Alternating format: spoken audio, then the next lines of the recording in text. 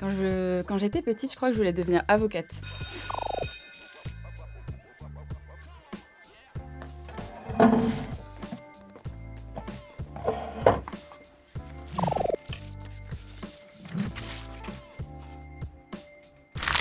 Na, mana.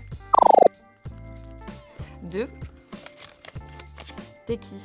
Je m'appelle Maud Berenzoum, je suis directrice associée en charge de la communication chez Heads Up Consulting depuis 2018. Alors chez Heads Up, on a un cabinet de conseil en performance digitale, c'est-à-dire qu'on va accompagner les marques dans leur croissance sur le digital et dans leur stratégie d'acquisition.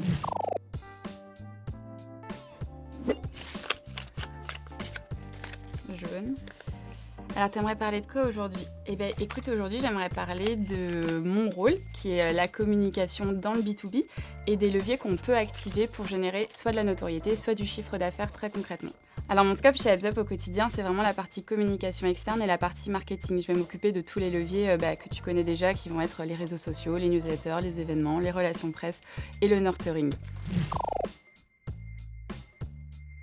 Écoute, mon levier préféré pour faire de la noto, en com B2B, je dirais que c'est les relations presse sans hésiter. On a vraiment énormément d'actualités et on a différents partenaires comme CB News, Strategy, Challenge qui nous relaient régulièrement. Et ça, c'est mené en interne d'une main de maître par Charlotte qui m'accompagne à la com. Mon levier préféré pour faire du nurturing, je pense que c'est l'Emlist. L'Emlist, on l'utilise pas tant que ça, mais étant donné que la seule partie paid qu'on fait sur la communication, ça va être tous mes livres blancs, ce qui nous fait emmagasiner pas mal d'annonceurs qui sont intéressés par ces livres blancs. Et moi, mon rôle, ça va être d'essayer de leur pousser de nouvelles actus. Et ça, je le fais via l'Emlist qui permet d'automatiser vos séquences de manière hyper intuitive.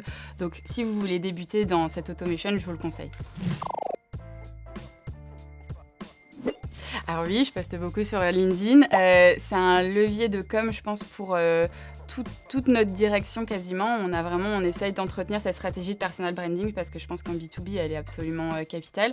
À côté de ça, LinkedIn, tu vois, si je devais dire les deux leviers qui nous ramènent aujourd'hui le plus de visibilité pour Heads Up et de lead, ça serait LinkedIn et le bouche à oreille, la recommandation client. Donc finalement, tu vois que la communauté et le fait d'échanger entre pairs et de voir ce que font tes concurrents, les marques similaires à ton business, ça a un impact dans ton choix finalement du partenaire avec lequel tu vas travailler pour l'acquisition. Alors, un lien entre mon métier et l'école, j'hésite un petit peu. L'an dernier, on a eu la chance avec Guillaume Néret, qui est notre Head of Google Ads SIA, de sortir un livre aux éditions Erol. Donc ça, pour nous, c'était assez dingue de pouvoir valoriser cette notion de transmission qu'on a beaucoup en interne et de partage des connaissances. Donc je dirais sortir un livre, c'était une expérience assez dingue. Et l'autre sujet, c'est Heads Up Campus. C'est notre campus de formation en marketing digital pour les pros, par les pros. Aujourd'hui, on a déjà accompagné, depuis son lancement, il y a 1 an, une centaine de marques. Donc vraiment dans la montée en compétences de leurs équipes sur le marketing digital. Donc vous allez avoir des ateliers en SIA, en social ads, en SEO, en créa et également en display programmatique et data. Donc c'est vraiment une offre qui marche très bien. Et la semaine dernière, j'ai eu la chance d'ailleurs de communiquer sur Française des Jeux et le groupe CEP qui se sont formés chez nous. Donc c'est vraiment une petite BU naissante qui est un petit peu mon coup de cœur chez Heads Up. Écoute, un coup de com' pour Heads Up qui m'a marqué, ça remonte au confinement, où là, j'ai été ravie aussi de vivre cette période en tant que responsable directrice com, parce qu'il fallait trouver des leviers, des relais auprès de nos clients pour continuer à s'adresser, mais on ne pouvait plus monter tous nos événements, etc. Et donc du coup, on a notamment utilisé Clubhouse en coup de com'. Je ne sais pas si vous connaissiez, si vous avez suivi un petit peu ces rooms. Nous, on montait quasiment une room par jour sur des leviers d'expertise, et finalement, ça m'a aidé à continuer à faire un petit peu ce fil rouge de communication pendant ces temps un petit peu compliqués où on ne pouvait pas se réunir. Ce que je trouve important aussi dans la com, c'est toujours d'être présent et de t'adapter aux trends. Par exemple, tu vois, Clubhouse, c'était vraiment c'était à la mode pendant une période. Et c'est comment toi, t'arrêtes tout, tu réorganises ta roadmap pour être vraiment présent sur ces temps forts, des leviers qui sont à la mode à un moment T.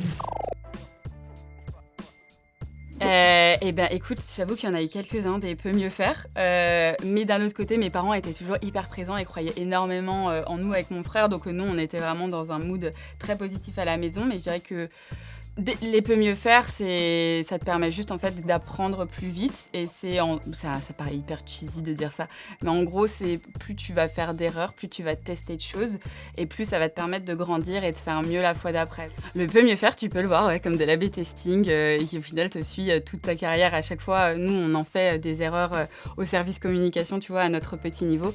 Et moi ce que je me dis à chaque fois c'est que bon, ok, ça a pas marché, bah qu'est-ce que j'apprends et qu'est-ce que je ferai mieux la fois d'après. J'ai tendance à leur dire souvent, on soigne pas le cancer. Et ça, faut se le rappeler, c'est vraiment la vie professionnelle, elle évolue, on apprend tous les jours. Et le but, c'est d'essayer de toujours faire mieux. Je dirais que cette année, on a fait pas mal de rapprochements stratégiques. On a notamment intégré Clustar, qui sont des références de pointe dans le SEO, mais orienté data. Là, on vient de se rapprocher également d'intégrer dans notre groupe Saboost, qui est une agence lilloise vraiment spécialisée dans le placement de talents en régie. Donc ça, c'est autant de nouvelles références qui viennent vraiment renforcer notre expertise. Nous, ce qui compte surtout, c'est qu'il y ait des synergies commerciales et qu'il y ait une complémentarité au niveau des expertises pour toujours en fait mieux servir tes clients et leur proposer l'offre la plus complète. Tu vois, contrario au webinar, ce serait la partie club client. Nous, chez Heads Up, on a un club client qu'on appelle les Brunch and Learn. Donc, on les réunit tout au long de l'année autour de différents formats, différents événements. Mais le Brunch and Learn, c'est vraiment une conférence, un petit déjeuner, comme son nom l'indique. On va vraiment essayer de les tenir au courant des dernières... Nos métiers évoluent tous les jours. Donc, au courant des dernières évolutions. Et ça leur permet aussi de rencontrer leurs pairs et de développer un réseau et des synergies et surtout du learning, en fait, sur ce qui marche pour les autres annonceurs. Je dirais que moi, ma botte secrète, c'est Trustfolio. Donc, je ne sais pas si vous connaissez. Trustfolio, en fait, ça permet de convaincre parce que là-dessus, tu vas centraliser en fait tous les témoignages de tes clients. Toutes les belles success stories qui restent des mails ou des échanges un petit peu informels, en fait, ça te permet de les centraliser à l'écrit sur Trustfolio. Et aujourd'hui, lorsqu'on va voir un prospect, un client potentiel, ça nous permet de montrer concrètement les recommandations de nos clients aujourd'hui. Eh bien, écoute, mon petit mot de la fin, ce serait merci beaucoup à Blue Lemon et à SimilarWeb d'avoir donné la parole à la communication dans le B2B aujourd'hui et de m'avoir permis de vous en dire un peu plus sur ce qu'on faisait chez Heads Up.